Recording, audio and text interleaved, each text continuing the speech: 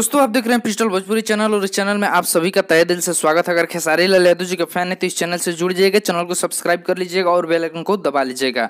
दोस्तों आपको शायद पता नहीं होगा आप लोगों को कि खेसारी लाल यादव और काजल राघवानी जी का एक फिल्म आने वाला था। ठीक है, मतलब डायरेक्टर साहब का पूरा मन था कि खेसारी लाल यादव और काजल राघवानी जी को इस फिल्म में लिया जाएगा, जिस फिल्म का नाम है आशिकी। ठीक है, उसका शूटिंग भी स्टार्ट हो चुका है आज से।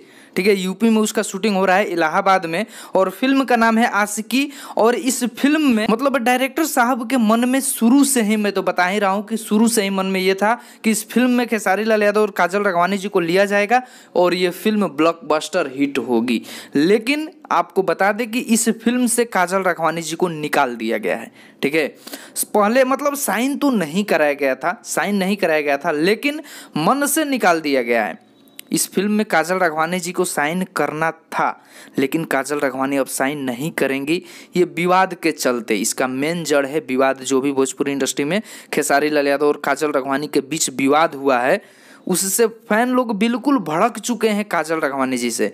मतलब खेसारी लाल यादव और काजल राघवानी जी को साथ कोई देखना ही नहीं चाह रहा है, इतना समझ जाइए आप। ठीक है, और इसी वजह से काजल राघवानी जी को आशिकी फिल्म से निकाल दिया गया है और उस जगह पर अमरपाली दुबे जी को रख लिया गया है। तो आपको कमेंट में बताना है कि आप खुश हैं इससे या नाराज हैं। काजल राघवानी जी खेसारी लाल यादव जी के साथ आशिकी फिल्म में रहती तो आपको अच्छा लगता, या फिर उनको निकाल दिया गया तो आपको अच्छा लग रहा है?